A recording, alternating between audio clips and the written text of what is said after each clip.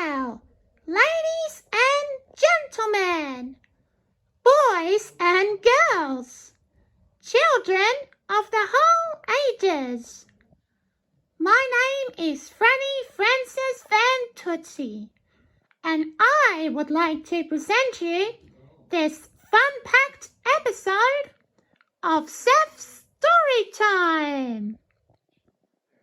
And now, here is your fantabulous host, Fizzy Pops 2003. Thank you very much, Franny, and hello everybody. This is Fizzy Pops 2003 here, known as Seth, and I'm so excited for you guys to sit back and relax and enjoy today's Seth's Story Time. And we're still reading Thomas the Tank Engine and Friends, big storybook.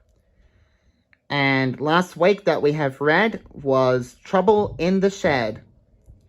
Yeah, the three engines were not happy, and they refused to shunt coaches, which I'm very disappointed to hear that. So the three engines have to stay in their shed for several days because they have been very naughty and ignore the Fat Controller's instruction. But let's hope they'll be on their best behaviour in this story. And today's story that we are reading is Percy Runs Away. Alright, so let's get started.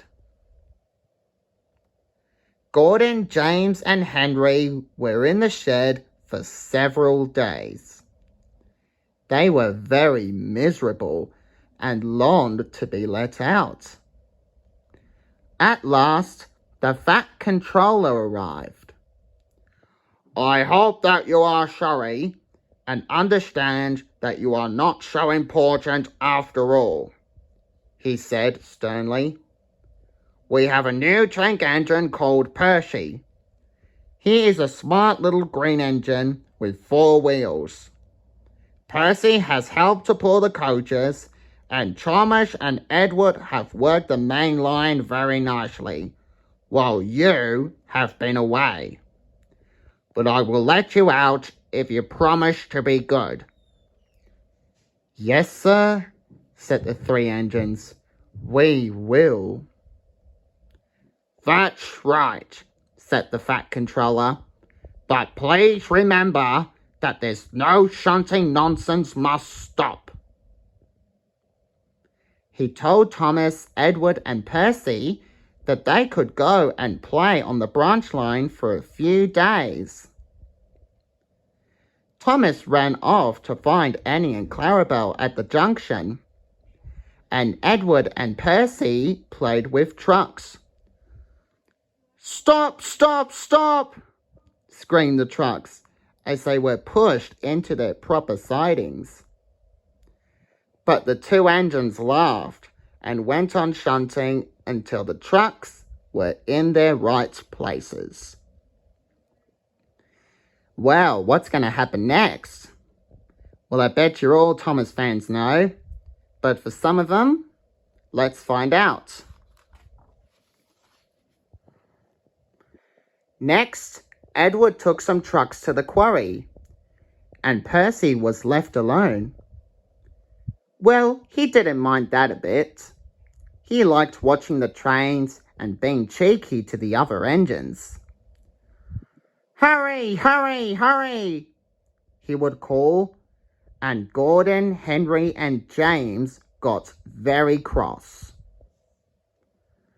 After a great deal of shunting on Thomas's branch line, Percy was waiting for the signalman to set the points so that he could get back to the yard. He was eager to work, but he was being rather careless and was not paying attention. Edward had told Percy about the signals on the main line. Be careful, he warned. Whistle to the signalman to let him know that you are there. But Percy forgot all about Edward's warning. He didn't remember to whistle, and the signalman forgot that he was there. Percy waited and waited. The points were still against him, so he couldn't move. Then he looked along the main line. Peep, peep, he whistled in horror. Frustrating. Peep, peep, he whistled again. For rushing straight towards him was Gordon with the express. Percy's driver turned on full steam and shouted for Percy to go back. But Percy's wheels wouldn't turn quickly enough, and Gordon couldn't stop. Percy shut his eyes and waited for the crash.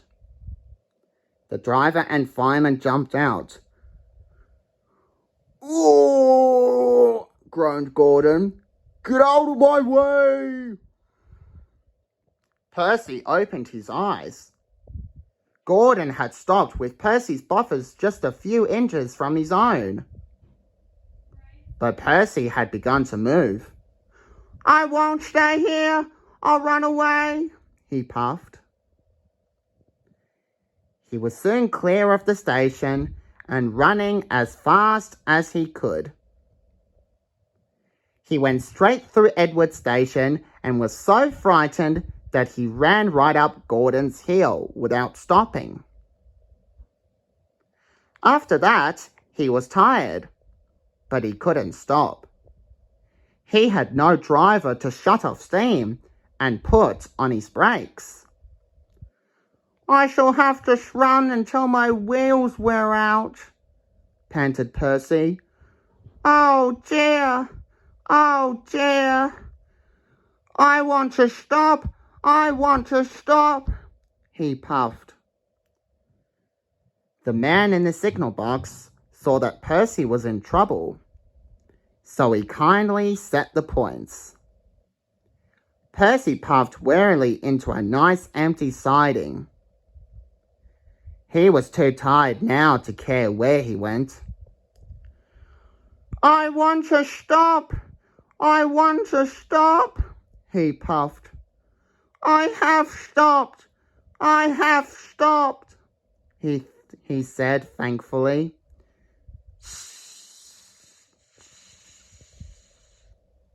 He gasped, and as he ended up in a big bank of earth. "Never mind, Percy," said the workmen as they dug him out. "You shall have a drink and some coal, and then you'll feel better." Gordon arrived. "Well done, Percy.